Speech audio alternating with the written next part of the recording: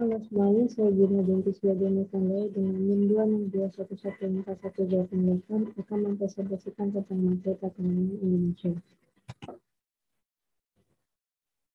Pada video ini, saya akan menjelaskan 4 materi perekonomian Indonesia. Yang pertama, pertumbuhan ekonomi.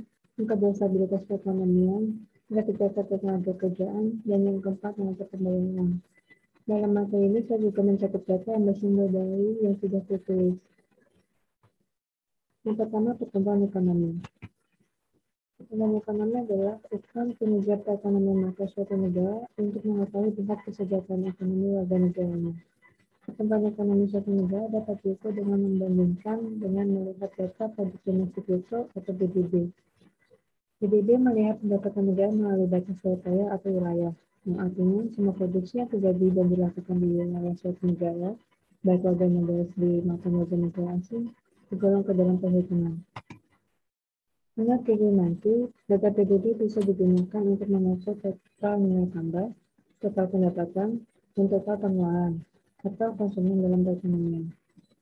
Indikator yang digunakan dalam membantu mengukur pertumbuhan ekonomi ada persentase pertumbuhan total PDB, persentase pertumbuhan komponen PDB dari sisi produksi atau lapangan usaha, persentase pertumbuhan komponen PDB dari sisi pengeluaran, nilai pendapatan per kapita, dan proporsi kontribusi pertumbuhan ekonomi sosial. Berikut saya mencontohkan data pertumbuhan ekonomi Indonesia dari tahun 2019 sampai 2021. Ekonomi Indonesia tahun 2019 yang diukur berdasarkan produk domestik bruto atau jasa harga berarti mencapai 15.873,9 triliun rupiah dan PDB per kapita mencapai 59,1 juta rupiah atau 4.174,9 US dollar. Ekonomi Indonesia tahun 2019 tumbuh 5,02%. Dari sisi produksi, pertumbuhan tertinggi dicapai lapangan usaha jasa lainnya sebesar 10,55%. Dari sisi pengeluaran, pertumbuhan tertinggi dicapai oleh komponen pengeluaran konsumsi lembaga non-profit yang melayani rumah tangga sebesar 10,62%. Ekonomi Indonesia triwulan keempat 2019 dibandingkan dengan triwulan 4 2018 tumbuh 4,97%. Dari sisi produksi, pertumbuhan didorong oleh semua lapangan usaha dengan pertumbuhan tertinggi dicapai lapangan usaha jasa lainnya sebesar 10,78%. Dari sisi pengeluaran, pertumbuhan tertinggi dicapai oleh komponen pengeluaran konsumsi rumah tangga sebesar 4,97%. Ekonomi Indonesia triwulan keempat 2019 dibanding triwulan ketiga 2019 mengalami kontraksi sebesar 1,74%. Dari sisi produksi, hal ini disebabkan oleh efek musiman pada lapangan usaha pertanian, perikanan, dan perikanan yang mengalami penurunan sebesar 20,52%. Dari sisi pengeluaran, disebabkan oleh komponen ekspor barang dan jasa yang mengalami kontraksi sebesar 2,55%. Struktur ekonomi Indonesia secara spasial tahun 2019 didominasi oleh kelompok provinsi di Pulau Jawa dan Pulau Sumatera. Pulau Jawa memberikan kontribusi sebesar 59%, diikuti oleh Pulau Sumatera yang sebesar 21,32%. Perekonomian Indonesia 2020 yang diukur berdasarkan produk domestik bruto atau jasa harga berarti mencapai 15.434,2 triliun rupiah dan PDB per kapita mencapai 56,9 juta rupiah atau 3.911,7 US dollar. Ekonomi Indonesia tahun 2020 mengalami kontraksi pertumbuhan sebesar 2,07%. Dari sisi produksi, kontraksi pertumbuhan terdalam terjadi pada lapangan usaha transportasi dan pergudangan sebesar 15,04%. Sementara itu, dari sisi pengeluaran, hampir semua komponen terkontraksi. Komponen ekspor barang dan jasa menjadi komponen dengan kontraksi terdalam sebesar 7,70%. Sementara impor barang dan jasa yang merupakan faktor berkontraksi sebesar 14,71%. Ekonomi Indonesia triwulan keempat 2020 terhadap triwulan keempat 2019 mengalami kontraksi pertumbuhan sebesar 2,19%. Dari sisi produksi, lapangan usaha transportasi dan pergudangan mengalami kontraksi pertumbuhan terdalam sebesar 13,42%. Dari sisi pengeluaran, komponen ekspor barang dan jasa mengalami kontraksi pertumbuhan terdalam sebesar 7,21%. Sementara impor barang dan jasa yang merupakan faktor penentu transaksi sebesar 13,82%. Ekonomi triwulan keempat 2020 terhadap triwulan sebelumnya mengalami kontraksi pertumbuhan sebesar 0,42%. Dari sisi produksi, kontraksi pertumbuhan terdalam terjadi pada lapangan usaha pertanian, perikanan, dan perikanan yang sebesar 20,15%. Dari sisi pengeluaran, pertumbuhan tertinggi dicapai oleh komponen pengeluaran konsumsi pemerintah yang tumbuh sebesar 27,15%. Sektor ekonomi Indonesia secara spasial pada 2020 didominasi oleh kelompok teknologi di Pulau Jawa sebesar 58,75%, dengan kinerja ekonomi yang mengalami kontraksi pertumbuhan sebesar 2,51%. Perekonomian Indonesia 2021 berdasarkan besaran produk domestik bruto atas dasar harga berlaku triwulan kedua 2021 mencapai 4.175,8 triliun rupiah dan atas dasar harga konstan 2021 mencapai 2.772,8 triliun rupiah. Ekonomi Indonesia triwulan kedua 2021 terhadap triwulan sebelumnya mengalami pertumbuhan sebesar 3,31%. Dari sisi produksi, lapangan usaha pertanian, perikanan, dan perikanan mengalami pertumbuhan tertinggi sebesar 12,93%. Sementara dari sisi pengeluaran, komponen pengeluaran konsumsi pemerintah mengalami pertumbuhan tertinggi sebesar 29,07%. Ekonomi Indonesia triwulan kedua 2021 terhadap triwulan kedua 2020 mengalami pertumbuhan sebesar 7,0,7%. Di sisi produksi, lapangan usaha transportasi dan perdagangan mengalami pertumbuhan tertinggi sebesar 25,10%. Dari sisi pengeluaran, komponen ekspor barang dan jasa mengalami pertumbuhan tertinggi sebesar 31,78%. Ekonomi Indonesia semester 1 2021 terhadap semester 1 2020 mengalami pertumbuhan sebesar 3,10%. Dari sisi produksi, pertumbuhan terbesar terjadi pada lapangan usaha informasi dan komunikasi sebesar 7,78%. Sementara dari sisi pengeluaran, semua komponen tumbuh. Pertumbuhan tertinggi terjadi pada komponen ekspor barang dan jasa sebesar 18,51%. Pertumbuhan triwulan kedua 2021 terjadi di semua kelompok pulau. Hal ini terutama terlihat pada kelompok provinsi di Pulau Jawa dengan kontribusi sebesar 57,92% dan pertumbuhan sebesar 7,88%.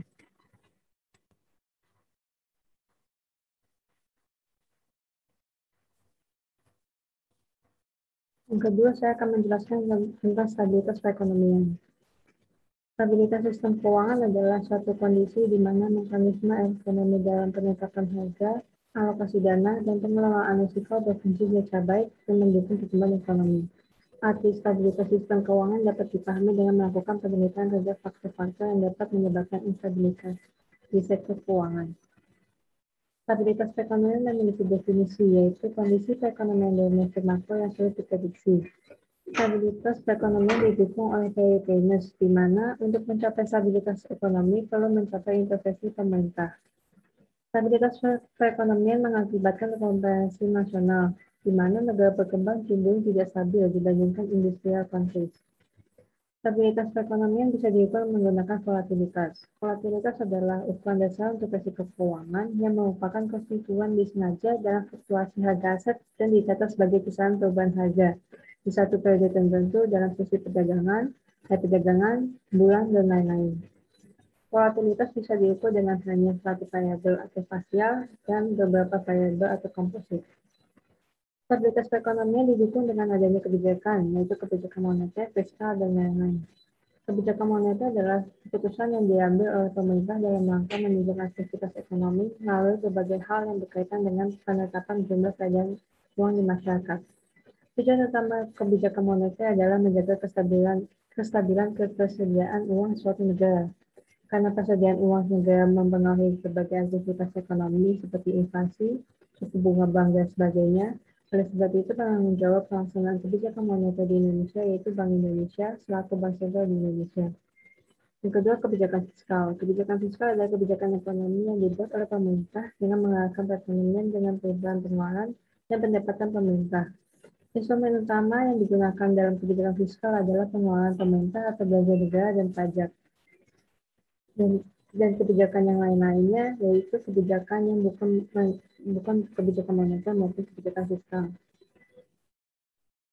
Untuk menjaga kestabilan perekonomian, IMF memiliki program stabilisasi yang berguna untuk mengatasi krisis ekonomi negara anggota. Hubungan stabilitas perekonomian dengan pertumbuhan ekonomi bisa terjadi dalam satu arah maupun dua arah. Berikut data yang saya cantumkan tentang stabilitas perekonomian Indonesia tahun 2019 sampai 2021. Sinergi yang kuat antara institusi kebijakan moneter dan fiskal mampu meminimalisasi dampak risiko global terhadap ekonomi nasional, sehingga stabilitas ekonomi makro di dalam negeri tetap terjaga. Untuk mempertahankan momentum pertumbuhan dan pembangunan nasional di tahun 2019. Dengan melihat pertumbuhan ekonomi Indonesia sampai triwulan ketiga tahun 2019 yang tumbuh sebesar 5,04%, serta langkah-langkah yang dilakukan pemerintah dan BI, outlook perekonomian nasional dalam keseluruhan tahun 2019 diproyeksikan dapat tumbuh mencapai 5,05%. Tingkat inflasi yang dikendalikan pada tingkat sebesar 2,72%. Tingkat terendah yang dicapai dalam waktu 20 tahun terakhir, hingga tetap berkontribusi pada pertumbuhan permintaan domestik. Pertumbuhan ekonomi Indonesia tercatat 2,97% pada triwulan 1 2020, melambat dibandingkan dengan capaian triwulan sebelumnya yang sebesar 4,97% atau triwulan 1 2019 sebesar 5,07%. Penyiapan belanja negara mencapai 1.068 triliun rupiah atau 39% dari anggaran dan mencatatkan pertumbuhan 3,3%, didukung oleh pertumbuhan belanja modal dan realisasi program-program pelindungan sosialisasi dalam rangka penanganan pandemi COVID-19. Dari sisi moneter, BI kembali menurunkan BI 7 Days Reverse Repo Rate sebesar 25 bps menjadi 4%, suku bunga deposit facility sebesar 25 bps menjadi 3,25%, dan suku bunga lending facility sebesar 25 bps menjadi 4,75% pada bulan Juli 2020. Keputusan ini konsisten dan perakiraan inflasi yang tetap rendah, stabilitas eksternal yang terjaga, dan sebagai langkah lanjutan untuk mendorong pemulihan ekonomi di masa pandemi COVID-19. Dari sisi pengelolaan fiskal, pemerintah meningkatkan kapasitas fiskal dalam rangka penanganan COVID-19 yang memperlebar defisit APBN 2020 sebagai strategi countercyclical dari semula 1,76% terhadap PDB menjadi 5,07% dan 6,74%. Posisi cadangan devisa Indonesia pada akhir Agustus 2021 meningkat dibandingkan posisi akhir Juli 2021. Bank Indonesia menilai peningkatan cadangan devisa tersebut mampu mendukung ketahanan sektor eksternal serta menjaga stabilitas makroekonomi dan sistem keuangan. BI mencatat cadangan devisa pada akhir Agustus 2021 sebesar 144,8 miliar dolar AS, meningkat dibandingkan posisi akhir Juli 2021 sebesar 137,3 miliar dolar AS. Posisi cadangan devisa tersebut setara dengan pembiayaan 9,1 bulan impor atau 8,7 bulan impor dan pembayaran utang luar negeri pemerintah, serta berada di atas standar kecukupan internasional sekitar 3 bulan impor.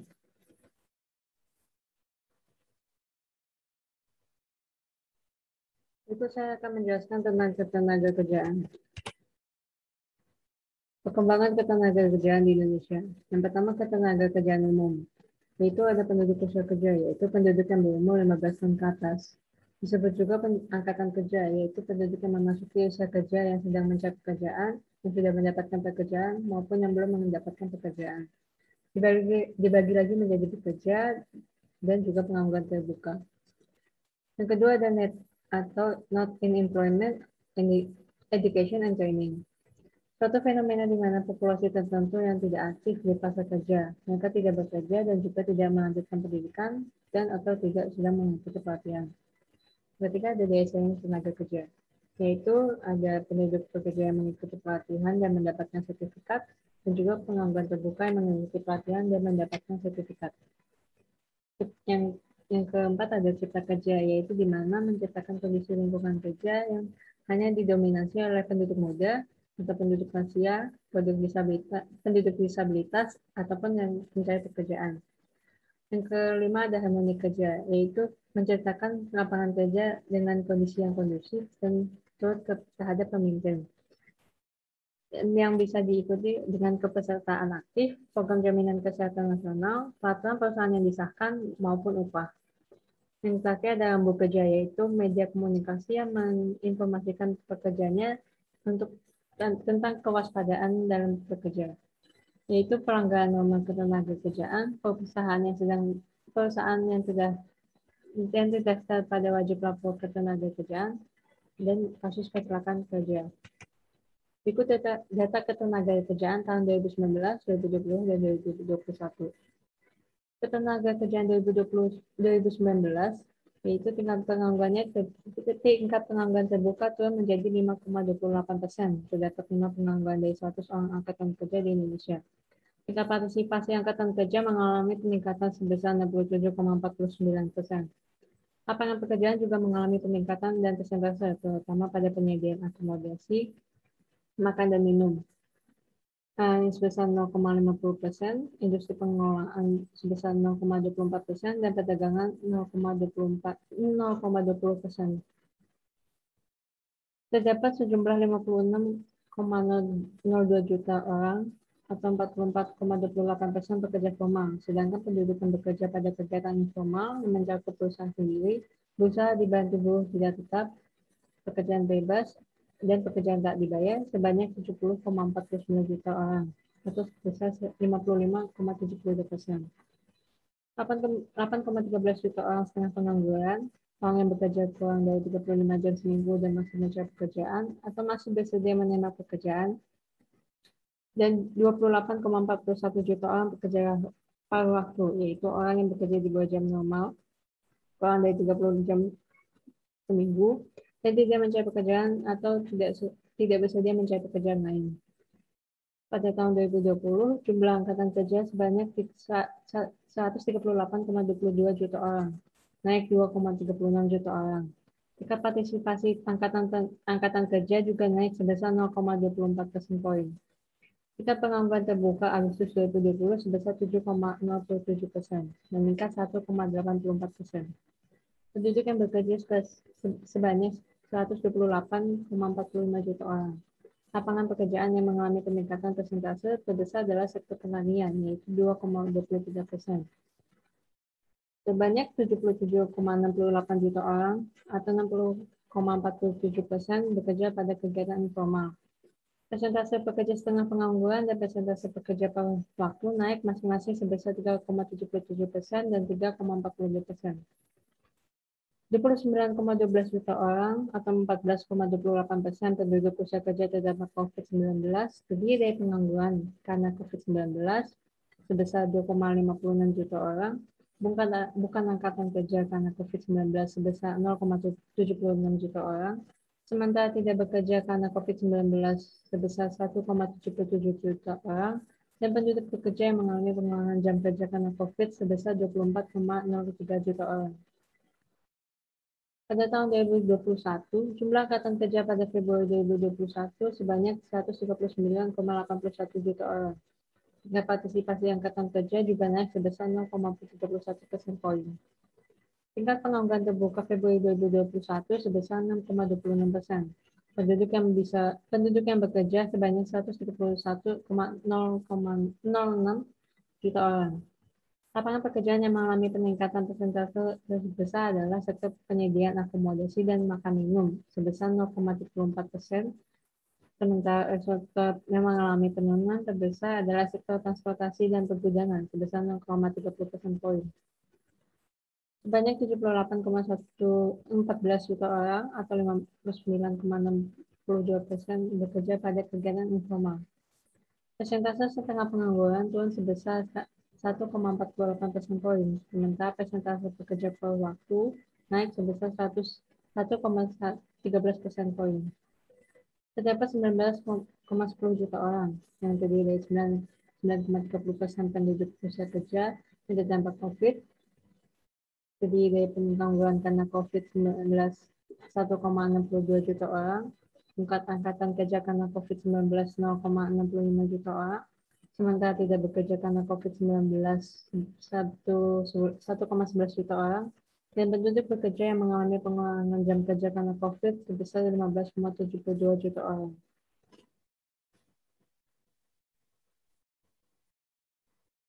Berikutnya saya akan menjelaskan tentang neraca pembayaran.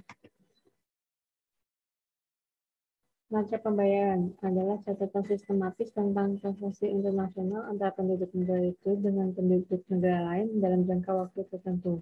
Sedangkan neraca pembayaran Indonesia adalah catatan atas transaksi ekonomi yang terjadi antara penduduk dan bukan penduduk Indonesia pada suatu periode tertentu.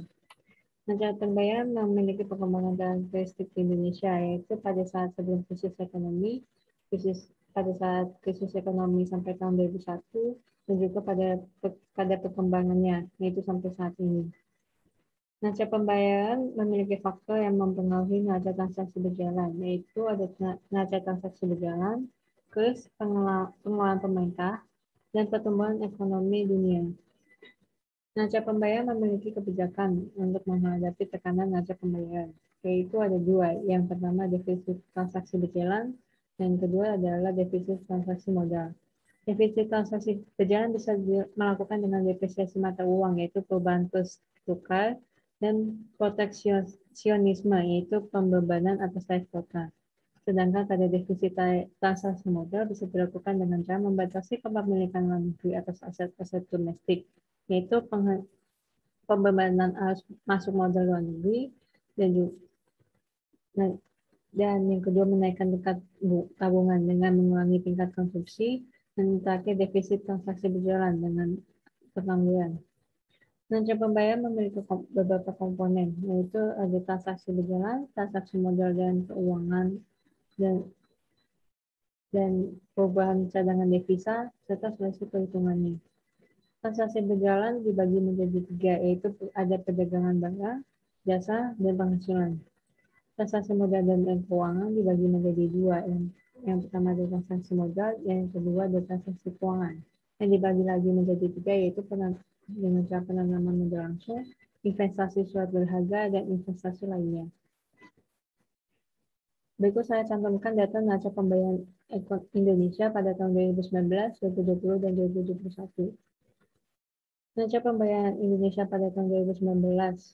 Bank Indonesia mencatat neraca pembayaran Indonesia pada tahun 2019 mengalami surplus sebesar 4,7 miliar US dollar.